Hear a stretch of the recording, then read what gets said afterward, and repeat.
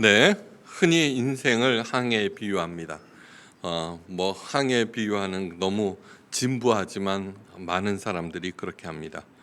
지금 온 세계가 코로나 폭풍을 만나 요동치고 있는데 이 폭풍은 현 인류가 겪어보지 못한 가장 큰 폭풍입니다. 이 폭풍이 지난 다음에는 세상이 아마 많이 바뀔 것입니다. 여러분들의 인생 항로는 어떻습니까? 여러분들 한 사람 한 사람의 인생에 정말 순풍에 돛단 듯이 순조롭게 진행되시기를 간절히 바랍니다. 정말 그런 마음으로 열심히 목회를 하고 있습니다. 그런데 인생이라는 항해는 마음먹음대로 잔잔한 바다에 미끄러지듯이 진행되는 것만은 아닙니다. 갑자기 사나운 광풍이 불고 무서운 파도가 배를 삼킬 듯이 달려들기도 합니다. 파산일 수도 있고 건강 문제도 있고 또 예기치 않은 사고로 인해서 가정의 행복이 깨질 수도 있고 여러 가지가 있습니다. 그런데 이때 내가 하나님을 믿는다는 것이 과연 무엇을 의미하는가 생각하게 되는 때입니다. 그래서 이 시간이 중요합니다. 우리들은 그동안 예수님은 어떤 풍랑도 잠잠케 하시는 분이시고 그 예수님을 믿을 때 절대로 침몰하지 않는다고 배워왔습니다. 그래서 풍랑을 잠잠케 해달라고 매달려서 기도하죠. 그죠? 간절히 기도합니다.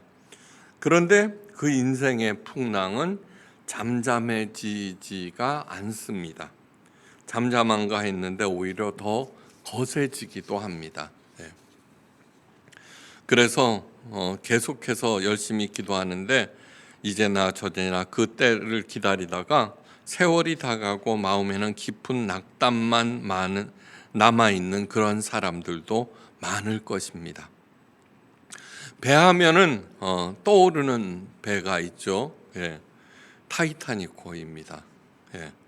이 배는 당시 최고의 또 최대의 배였습니다. 그 배의 별명은 뭐냐 그러면 unsinkable, 절대로 가라앉지 않는다는 그런 별명을 가진 배였습니다. 1912년 그런데 대서양 천여항해 중에 목적지에 닿지도 못하고 빙산과 충돌하여서 그만 침몰하고 맙니다. 절대 침몰하지 않는다는 배가 첫 항해에서 목적지도 가보지 못하고 그만 가라앉아 버리고 만 것입니다. 싱크해 버렸습니다. 그 원인은 누구에게 있었냐 그러면 선장에게 있었습니다. 선장. 타이타닉호의 선장의 이름은 에드워드 제이 스미스였는데 당연히 그 엄청난 배니까 최고의 선장을 모셨을 것입니다. 최고로 유능했던 선장. 그런데 그에게는 2번에 걸친 항해 사고가 있었고 그로 인해서 명예가 큰 손상을 입었습니다. 그래서 그 실추된 명예를 만회하리라 이번 항해에서 그렇게 결심을 하고 출발시켰습니다. 선장이라고 하는 것은 배에서 일어나는 모든 것들을 결정하죠. 속도, 항로, 그리고 배와 승객들, 물품에 대한 책임을 지고 있습니다. 스미스 선장은 예정 날짜보다 일찍 도착해서 자신이 얼마나 유능한가를 세상 사람들에게 보여주리라 그렇게 결심한 것입니다. 그렇게 타이타닉호의 항해가 시작되었습니다. 스미스 선장은 배의 속도를 최대한 높이도록 선원들을 독려하였고 그런데 항해 중에 수차례 경고를 보냈습니다. 함장님 이러시면 안 됩니다. 위험합니다. 그렇지만 무시하였습니다. 그러다가 최고 속도로 달려가니까 다가오는 빙산을 미처 피하지 못하고 충돌해버리고 그래서 unsinkable은 uncontrollable이 되고 만 것입니다. 하나님께서 우리에게 주시기를 원하는 것은 어떤 폭풍에도 가라앉지 않는 배가 아니라는 사실입니다. 그것을 명심하시기 바랍니다. 오늘 읽은 교동문에서도 하나님의 구원하시는 방법을 이렇게 설명하고 있습니다. 성도의 영혼을 보존하사 악인의 손에서 건지시느니라. 네. 그러니까 우리의 육체를 보존하시는 것이 아니라 우리의 영혼을 보존하셔서 그 위험으로부터 우리를 건져내신다, 구원하신다. 그 분명히 얘기하고 있습니다. 자, 이스라엘 백성들은 이렇게 생각했습니다. 네. 우리가 하나님을 열심히 믿고 또 하나님께서 우리를 택하셨으므로 우리는 결코 멸망하지 않을 것이다. 또 다른 사람들처럼 폭풍에 다 날아가도 하나님께서 택하셨으니까 나는 안전할 것이다 라고 생각했습니다. 네.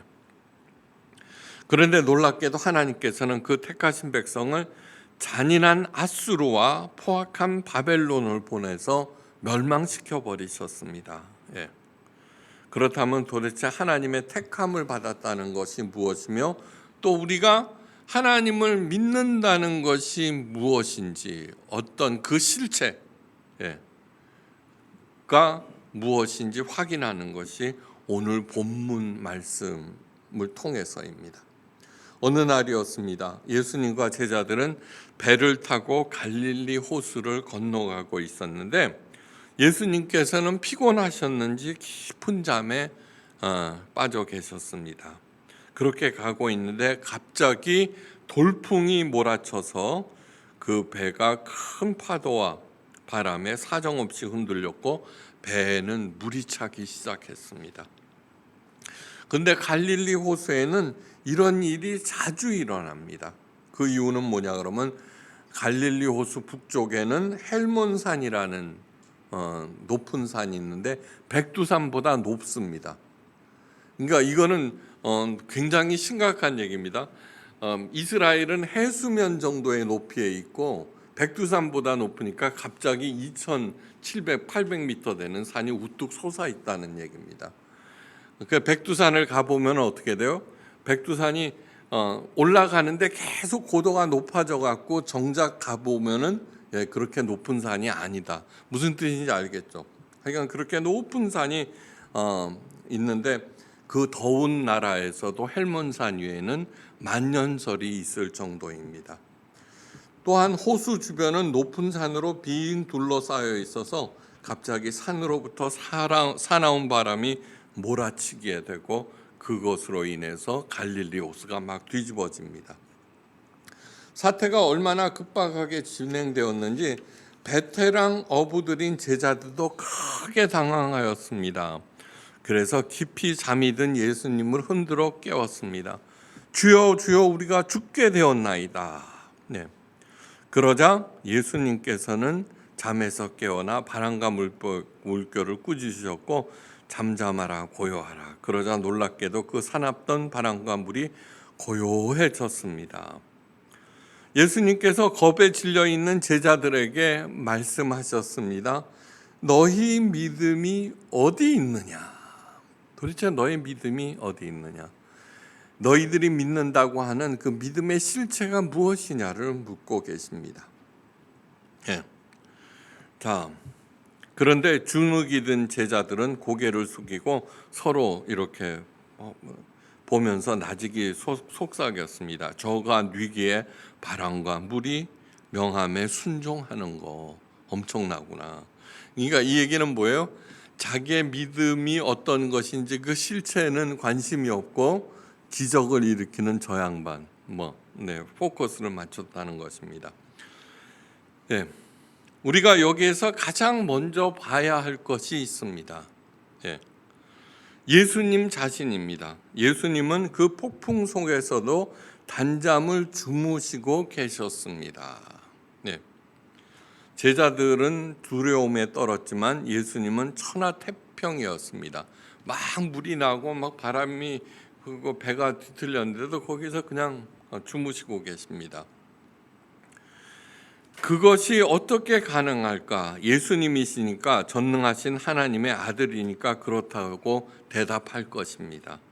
자, 그렇다면은 이제 오늘의 주제는 뭐냐 그러면 내가 가졌다는 믿음의 실체, 그것을 확인하는 시간입니다. 점검하는 시간. 예. 제일 먼저 우리가 누구인가? 예수님만 하나님의 아들이 아닙니다. 우리들도 하나님의 형상을 갖고 창조된 하나님의 아들이요 딸들입니다. 예, 아들이요 딸들입니다. 네. 그걸 믿으십니까? 사도 바울이 말합니다. 성령이 친히 우리의 영과 더불어 우리가 하나님의 자녀인 것을 증거하시나니. 네. 성령은 하나님이십니다. 다른 사람이 아닌 성령 하나님께서 친히 우리가 하나님의 자녀, 딸이요 아들이라는 것을 증거하고 계십니다. 그것을 믿으십니까? 여기서 끝나는 것이 아닙니다. 이 성경책에는 끊임없이 우리를 향해서 하나님께서 확인시켜 주시는 것이 있습니다. 창세기 1장에서는 뭐예요? 너희는 하나님의 형상을 가진 하나님의 아들과 딸이다. 예. 그 다음에 이사야 선지자를 통해서는 엄청난 말씀을 하십니다. 너를 지으신 이가 내 남편이니라. 그의 이름은 만군의 여호와시며 내 구속자는 이스라엘의 거룩한 이시니라. 그는 온 땅의 하나님이라 일컬음을 받을 것이라. 이사야서 54장 5절 말씀입니다. 예. 남편과 아내의 특징은 무엇입니까? 예. 남편은 아내를 위해서 최선을 다합니다. 지켜줍니다. 큰일 나지 않도록 보호해줍니다. 서로 그렇게 하는 것이 참 부부입니다. 네. 부모는 밤낮으로 그 자녀들을 잘되게 하기 위해서 모든 것을 다 하고 지켜주는 그런 사람입니다. 만군의 하나님께서 아내인 우리들에게 친히 말씀하십니다. 두려워하지 말라. 내가 수치를 당하지 아니하리라. 놀라지 말라. 내가 부끄러움을 보지 아니하리라. 네. 하나님께서 직접 아내인 우리들에게 하시는 말씀입니다. 네. 인간 그 남편들은 뭐예요? 나한테 시집 오면은 물 한 방울 묻히지 않게 해줄게. 그거는 거짓말이지만 하나님의 약속은 하나님께서 친히 이루어 주신다. 엄청난 말씀입니다. 우리도 하나님의 아들이요 딸이요 나아가서는 하나님의 아내들이고 요한계시록 맨 마지막은 무슨 말씀으로 끝나느냐 그러면 우리는 그리스도의 신부라고까지 얘기합니다. 요한복음 15장에서는 우리는 예수님의 친구를 위하여 목숨을 버리는 것처럼 귀한 일은 없다 하시면서 요한복음 15장은 고별 설교입니다. 예수님께서는 목숨을 버려 나를 지켜주시는 그러한 친구라고 하는 것. 자, 그렇다면은 우리도 어떤 풍랑이 와도 흔들리지 않아야 합니다. 어떤 풍랑이 와도 흔들리지 않아야 합니다. 오늘 뭐예요? 우리는 자연을 어떻게 제어할 수 없죠, 그죠?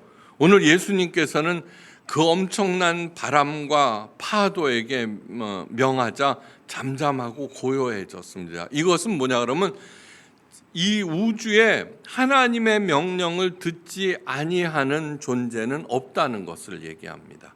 네. 자, 그러니까 문제는 뭐냐 그러면 어떠한 상황에서도 단잠을 잘 수 있어야 합니다. 단잠. 네. 그래서 예수님께서 하셨던 그 질문, 내 믿음은 어디 있느냐? 내 믿음은 어디 있느냐는 질문은 우리 모두에게 하시는 그러한 질문입니다. 모두에게. 우리는 단잠에 자지 못하는 이유에 대해서 여러 가지 의학적인 뭐 어쩌고 저쩌고 뭐 그런 걸 얘기를 하는데 아니요. 우리의 믿음에 관해서 물으셔야 한다는 얘기입니다. 자, 내 믿음은 어디 있느냐? 제대로 된 믿음이 무엇일까? 스카펙 박사가 모든 인간을 네 종류로 나누었습니다. 네. 나는 어디에 속한 사람인가 점검해 보셔야 합니다. 점검해 보셔야 합니다. 첫째는 본능의 사람. 이들은 그저 자신의 이득을 위하여 본능에 따라 움직이는 사람이고 들키지만 않는다면 얼마든지 불법을 행하는 그러한 사람입니다. 이들 중에는 의지력과 능력이 남달라서 성공하고 출세하는 사람들도 많습니다. 교회 지도자들 중에 이런 사람들이 꽤 많습니다. 목사들 중에도요. 저는 3대에 걸쳐서 목회를 하고 있는데 얼마나 많은 목사님을 알겠습니까? 본능의 사람 굉장히 많습니다. 예수님께서 말씀하셨습니다. 주여 주여 하는 자마다 다 천국에 들어갈 것이 아니라 하나님의 뜻대로 하는 자라야 들어가리라. 그러면서 불법을 행하는 자라고 못을 받고 그리고 당장 나에게서 물러나거라라고 얘기해서 본능의 사람. 두 번째는 율법의 사람입니다. 종교적인 계율과 제도에 의지해서 사는 사람. 성서에서는 바리새인들이 가장 대표적인 사람이라고 말하고 있습니다. 이들은 절대적으로 신봉하는 하나님의 계율을 지키면은 복을 받고 그것을 어기면은 벌을 받는다고 생각하면서 살아갑니다. 이들에게서 두 가지 상반된 태도를 볼 수 있는데 자신은 하나님의 계율을 잘 지키고 있다는 자부심과 더불어서 정죄의식, 네가 그렇게 못 사는 병에 걸리고 고난당하는 이유는 하나님의 율법을 지키지 않아서 그런 거야 라는 정죄의식, 두 가지 자부심과 정죄의식으로 가득 차 있습니다. 그런데 무서운 것은 뭐냐 그러면은 자기 자신에 대한 정죄의식도 있다는 얘기입니다. 예수 천당 불신 지옥이라는 구호가 여기에서 기인하는데 정말 저는 정말 창피해 죽겠습니다. 지난번 부처님 오신 날 종로 조계사 앞에서 기독교인들이 5시간 동안 확성기를 틀어놓고 그 법회를 방해했다는 그런 거 정말 창피합니다. 그것을 행했던 사람들은 뭐예요? 나는 하나님의 사명을 감당하고 있다는 자부심으로 가득했을 것입니다. 그리고 너희들은 다 틀렸어 라는 정죄의식. 근데 과연 그것을 보고 사람들이 잘했다고 박수를 칠까요? 전도에 도움이 될까요? 아니요. 날이 갈수록 기독교와 하나님에 대한 신뢰가 추락할 뿐입니다. 추락할 뿐. 정말 심각하게 생각하셔야 합니다. 율법의 사람들. 반면 어려운 일이 생기면 가슴이 덜컥 내려왔습니다. 자기 자신에 대한 정죄의식, 하나님의 심판이라고 생각하기 때문입니다. 그러므로 속마음은 징계에 대한 심각한 피해의식으로 가득해서 그러한 일들까지 서슴없이 강행합니다. 부끄러운 줄도 모르고. 그래서 자신들을 정당화하고 합리화하는 그런 내용으로 참 무장하는 그런 사람들. 두 번째 율법의 사람, 첫째는 본능의 사람, 두 번째는 율법의 사람, 세 번째는 자율의 사람입니다. 자율의 사람. 이들은 하나님을 알지 못하고 하나님을 인정하지 않습니다. 그러나 인간의 존엄성과 책임감으로 열심히 살아가는 사람들입니다. NGO들. 그 중에는 물론 그리스도인들도 있지만 그리스도인이 아님에도 불구하고 그 일을 열심히 하는 것은 인간은 너무너무 소중한 존재이고 인간으로서 마땅히 그 일들을 수행해야 한다고 그렇게 헌신적으로 하는 사람. 기꺼이 자원봉사에 참여하고 사회가 옳은 길로 가는데 큰 역할을 하는 사람들. 이들에 의해서 그래도 세상이 이나마 건강을 유지하고 있는 것입니다. 그런데 이들에게는 약점이 있습니다. 그것은 무엇이냐 하면은 하나님을 인정하지 않으므로 우리 인간들이 숙명적으로 가질 수밖에 없는 죽음과 한계와 죽음에서 자유로울 수가 없습니다. 네. 그저 시지푸스의 신화에 나오는 인물처럼 까뮈의 페스트에서 기꺼이 부조리와 싸우는 의사 류처럼 공동선을 위해서 자신을 던지는 그러한 사람들, 자율의 사람들. 마지막으로 진리와 은혜의 사람들입니다. 진리는 시대와 상황에 따라서 변하지 않습니다. 진리가 너희를 자유케 하리라는 예수님의 말씀처럼 죽음, 두려움으로부터 또한 인간의 한계로부터 자유롭습니다.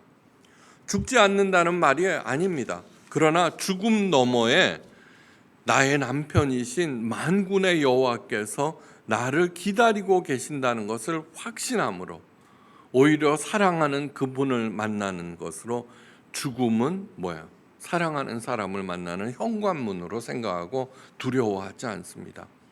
물론 아픈 것은 싫죠. 아픈 것은 싫지만 두려워하지는 않는다는 얘기입니다. 이것이 하나님이 인간으로 하여금 도달하게 원하시는 바입니다.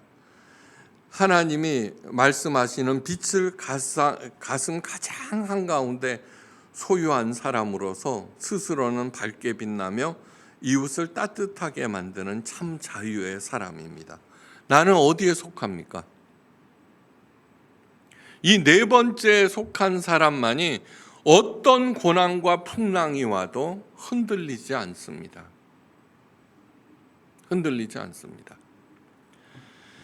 은혜와 진리의 사람들에게 별명이 있습니다. 세상이 감당치 못하는 사람.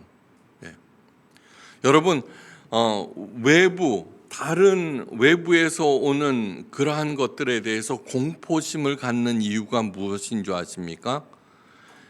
나를 위한다는 그 본능, 욕심, 그것을 버리지 못해서입니다. 네. 내 이득과 내가 바라는 일이 무너지면은 절대 안 된다는 그 생각 때문에 그것이 조금만 침해를 당해도 두려워하고 분노하고 그 다음에 방어하고 그렇게 한다는 얘기입니다. 네. 은혜와 진리의 사람들의 별명은 세상이 감당치 못하는 사람입니다. 세상이 감당하지 못합니다. 그런데 내가 내 이득만 챙기고 내 욕심을 추구하는 한 나는 세상을 감당하지 못합니다. 조금만 와도 와르르 무너지고요. 콜록만 해도 암인가 싶고 왜요? 내 이득에 침해를 주는 모든 것들이 염려의 대상이기 때문입니다. 세상이 감당치 못하는 사람이 되시기를 주의 이름으로 간절히 축원합니다. 네. 엊그제 좋은 책 한 권을 읽었는데 존 엘드리치가 쓴 마음의 회복이라는 책입니다. Wild at Heart란, 그러니까 내 마음이 위축되지 않고 내 마음이 자유로워진다는 그러한 자유와 열정과 모험이 가득한 인생을 찾아 떠나는 마음 여행기입니다. 그러니까 하나님께서 주신 자유와 본성을 회복하라는 것이 주제입니다. 여러분 한번 생각해 보십시오. 그저 나가 보십시오, 세상. 그리고 그 모든 산천초목 이러한 것들이 하나님께서 나를 위하여 주신 것이다라고 하는 시각으로 한번 보십시오. 아름답지 않은 것이 없습니다. 아름답지 않은 것이 없습니다. 내가 그것을 보지 못하는 이유는 내가 눈이 팔려 있는, 내 마음을 주고 있는 어떤 다른 것이 있기 때문입니다. 제 얘기를 해서 좀 죄송합니다. 저는 이제 은퇴를 앞두고, 은퇴 한 3, 4년 남았죠. 은퇴를 앞두고 제 지나간 시간을 이렇게 되돌아봅니다. 남들보다도 더 어려운 일들이 많았습니다. 많았습니다. 전 재산을 잃기도 하고, 병에 걸리기도 하고. 그런데 그것이 저에게는 그다지 고난으로 다가오지 않는다는 얘기입니다. 고난으로 다가오지 않습니다. 왜 고난이 안 생기겠습니까? 그러니까 그것은 전적으로 내 영혼에 관한 문제다라는 얘기입니다. 풍랑에 흔들리고 있는 제자들을 향해서 예수님께서 내 믿음이 어디 있느냐? 그렇게 열심히 나를 쫓아다니는데 네 믿음의 실체는 무엇이냐? 제가 왜 평생 동안 목회 40년 동안 기복신앙과 싸워왔냐면, 기복신앙은 하나님 자체에 대해서 관심이 없고 하나님께서 내게 주시는 복에만 관심이 있기 때문입니다. 그래서 그러한 기복신앙을 하나님을 음란히 섬긴다라고 성경은 얘기하고, 음란, 하나님에 대해서 음란하게, 그게 말이나 됩니까? 이런 것입니다. 나는 갑돌이를 사랑하는데 부잣집 도련님이 훨씬 더 돈이 많고, 그래서 사랑하는 사랑 갑돌이를 버리고서 도련님한테 시집가는 거하고 똑같습니다. 사랑하지 않지만 돈을 사랑하니까 그렇게 간다. 그것이 음란한 것입니다. 성령을 받고 사도 바울이 얌전해진 것이 아닙니다. 더욱 담대해지고 싸나워졌습니다. 달라진 것이 있다면 삶의 목적입니다. 하나님의 약속을 믿고 하나님의 영광을 드러내기 위해서 여정을 멈추지 않았다는 것. 예수님의 부활을 의심하던 도마는 부활하신 주님을 보자 거칠 것이 없어졌습니다. 죽음에 대한 두려움을 해결한다는 것이 그만큼 중요합니다.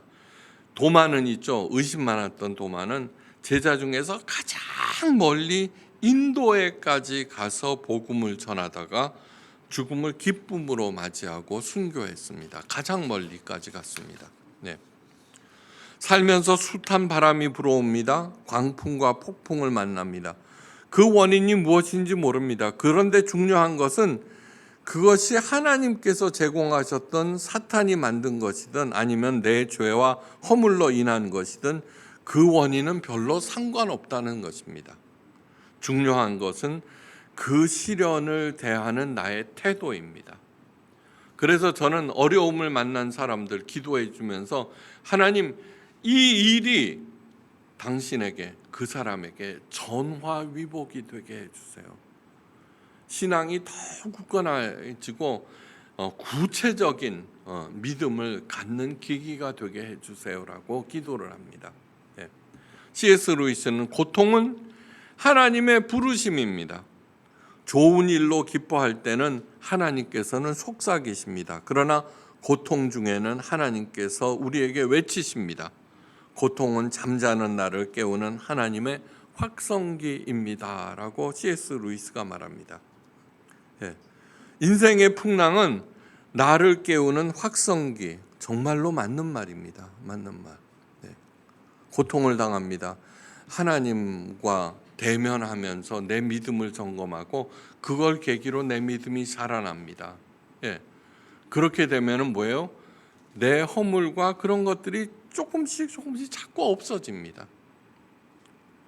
제일 기가 막히고 한심한 사람은 뭐냐 그러면, 고난 중인데도 그렇게 간절히 기도하고 있는데도 그 일을 통해서 과거에 하는 행동들이 달라지지 않는다는 얘기입니다. 그것이 잘못, 왜냐 그러면 바리새인하고 똑같습니다.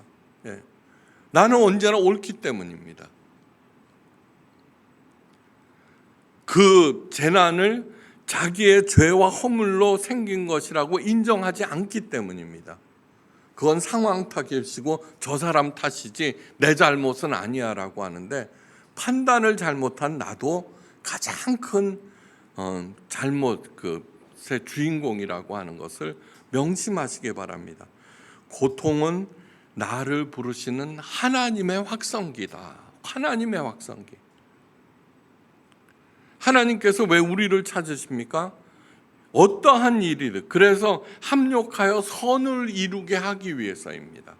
합력하여 선을 이루게 하기 위해서. 이 일을 통하여서 내가 재산을 다 잃었다고 합시다. 그럼에도 불구하고 이 일을 통하여서 나는 그리스도의 장성한 분량에 이르기까지 조금 더 자라났다라고 하는 거. 예. 내가 해결할 수 없는 고난에 직면했다는 것은 무엇이냐 하면은 내 한계가 드러났고 나는 그것을 확인하고 있다는 것입니다. 확인하고 있다. 그러니까 그 고난이 내게 얼마나 센 것이고 나에게 무슨 손해를 입을 것인가 상관하지 않고 이게 고난이라고 느껴지는 것은 이 일은 내가 해결할 수 없는 내 한계를 확인했다는 얘기입니다. 그래서 제가 40살에 서울에 한국에서 저를 불렀잖아요. 그래 미국 생활 다 정리하고 왔어요. 예. 근데 4개월 만에 담임 목사님이 저를 그만두래요. 이제 미국 생활까지 다 정리하고 거기 있는 뭐 지위 같은 것도 다 놓고 왔는데 고난이 왔죠, 그죠? 근데 저는 뭐라고 그랬냐 그러면 예, 알았습니다. 언제까지 근무할까? 연말까지 하래요. 그때까지는 월급을 주겠대요. 예. 펄펄펄펄 뜁니다, 사람들은. 아니요, 저는 그렇게 생각하지 않습니다. 그래서 그거를 고난이라고 생각하지 않는 것입니다. 왜요? 하나님께서 반드시 나를 더 좋은 곳으로 인도하신다는 것을 믿고 있기 때문입니다. 그렇게 하셨습니다. 분명히. 그 일을 통해서 나는 더 성숙해졌습니다. 그리고 나는 그 담임 목사님처럼 하지 않으리라고 다짐했고 부교육자들에게도 그러한 태도를 가르치기를 갈망했는데 배운 사람이 별로 없습니다.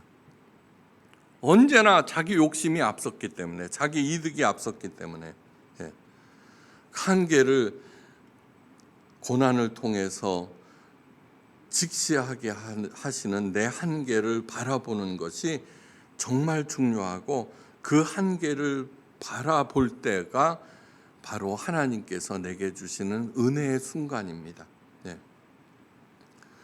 고통을 당할 때 진정으로 예수님을 깨울 수가 있습니다. 주여 주여 우리가 죽게 되었나이다. 예수님을 깨운다라고 하는 것. 그래서 깨워서 뭐 하는 것입니까? 내가 하나님 앞에 서게 된다는 것입니다. 하나님 앞에 설 때 무슨 일이 일어납니까? 내가 무엇이 부족하고 무엇이 잘못했는지 낱낱이 다 드러나게 된 바로 그 자체가 은혜라고 하는 것을 잊지 마시기 바랍니다. 그래서 오직 구원자는 하나님이시구나. 그래서 그분을 더욱 의지하게 되고 그래 어떤 일들이 일어나도 별로 당황하지 않습니다. 별로 당황하지 않습니다. 예수님을 깨운다는 것은 영적으로 잠자는 나를 깨우는 것이다 라고 하는 것을 잊지 마시기 바랍니다. 나를 어떻게 깨울까? 그 비결을 에베소서 4장 13절에서 14절에 사도 바울이 잘 가르쳐주고 있습니다. 우리가 다 하나님의 아들을 믿는 것과 아는 일에 하나가 되어서 온전한 사랑을 이루어 그리스도의 장성한 분량이 충분한 데까지 이르리니 이는 우리가 이제부터 어린아이가 되지 아니하며 사람의 계율과 간사한 유혹에 빠져 모든 교훈의 풍조에 밀려 요동치지 않게 하려 함이라. 내가 왜 흔들리고 있는가? 내가 왜 당황하고 있는가? 그 요동치는 원인은 뭐냐 그러면 그리스도의 장성한 분량에 이르기까지 자라나지 않았고 내가 온전한 사람이 되지 못했기 때문입니다. 대신에 세상 풍조, 뭐니 해도 뭐니가 최고야. 무슨 일이 있어도 내 이득이 최고야 라고 하는 생각에 맨날 요동친다라고 하는 것이죠. 풍랑이 얼마나 큰가는 전혀 문제가 되지 않습니다. 아무리 작은 바람이 불어도 심하게 요동하는 사람이 있고 미풍조차 불지 않는데도 불구하고 불안해하는 사람, 두려워하는 사람 굉장히 많습니다. 반면 산더미 같은 파도가 몰아쳐도 추호의 요동이 없는 사람들도 가끔 만납니다. 정말 존경스럽습니다. 그야말로 죽으면 죽으리라 죽음 너머에는 내가 그토록 뵙고 싶어하는 하나님께서 두 팔 벌려 나를 기다리고 계신다는 것을 확신하기 때문입니다. 그런 사람이 되시기를 주의 이름으로 간절히 축원합니다. 영적으로 나를 깨우는 것은 예수님이 누구인지 아는 것입니다. 오늘 본문 말씀에서 예수님은 바람과 물을 향하여 명령을 내리고 계십니다. 예수님은 여호와 하나님만이 창조주가 아니라 그 창조에 참여하신 삼위일체 하나님이십니다. 둘째, 하나님의 약속을 굳게 믿는 것입니다. 성경은 하나님의 약속의 책입니다. 그 이름 자체가 그렇죠. 구약, 오래된 약속, 신약, 새로운 약속. 약속으로 시작해서 약속의 실현으로 끝나는 책이 바로 성경책입니다.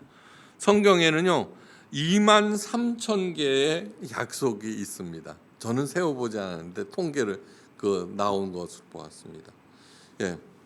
23,000개의 약속은 다윗에게 아브라함에게 하신 약속이 아니라 우리들에게 주신 약속입니다. 내가 그것을 알았습니다. 하고 그 약속을 받아들이는 순간 하나님의 약속 안으로 내 삶이 들어갑니다.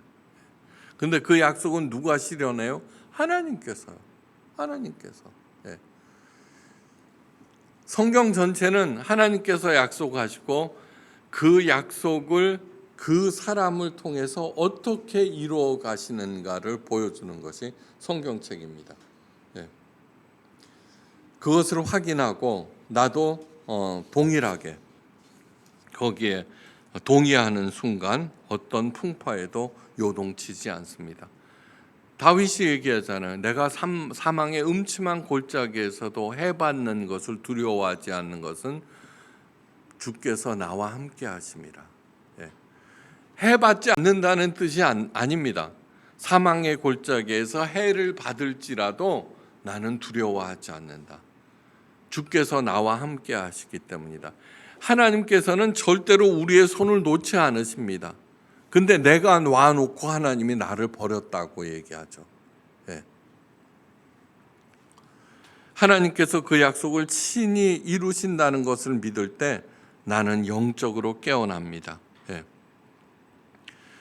하나님과 동행하고 어떤 경우에도 하나님의 손을 놓지 않습니다. 예수님께서 그렇게 하나님의 손을 놓지 않는 사람을 향해서 고별설교에서 엄청난 말씀을 하십니다.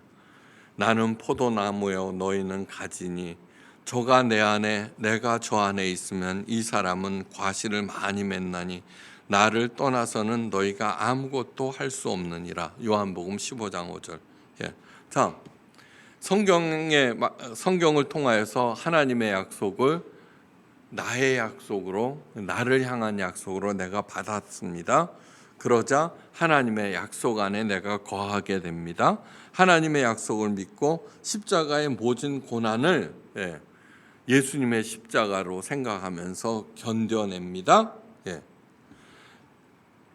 그리고서 나의 삶을 통해서 하나님의 약속이 실현됩니다. 엄청난 얘기입니다. 여러분 포도나무 보셨죠? 포도나무 가지. 포도가 어디에 열려요? 나무에 열리지 않고 가지에 열립니다. 무슨 뜻인지, 내가 하나님의 약속에 참여하고 그 약속 안에 있을 때 하나님께서는 그 맛있고 아름다운 열매가 나를 통하여 열리게 하신다는 것. 얼마나 신나고 얼마나 행복하고 얼마나 짜릿한 얘기입니까? 아름다운 포도, 맛있는 포도가 여러분들의 삶 속에 주렁주렁 열리기를 주의 이름으로 간절히 축원합니다. 어떠한 경우에도 하나님께서는 나를 잘라내지 않으십니다. 포도나무이신 하나님께 영원히 붙어 있어서 근심 걱정 다 털어놓고 하나님께서 이루어 주신다는 것을 믿으면서 단잠을 이루시기를 간절히 축원합니다. 기도하십니다. 하나님 아버지, 이 별 볼 일 없는 가지, 시원찮은 가지, 연약한 가지, 그러나 우리가 하나님의 약속을 믿고 하나님과 동행하고 있을 때 그 풍성한 아름다운 열매가 나무가 아닌 바로 내 가지에 열린다는 사실입니다. 그 엄청난 하나님의 복을 향유하고 남들에게 베풀고도 남음이 있는 우리 모두가 되게 하옵소서. 감사드리며 모든 말씀 우리 주 예수 그리스도의 크신 이름으로 간절히 기도하옵나이다. 아멘.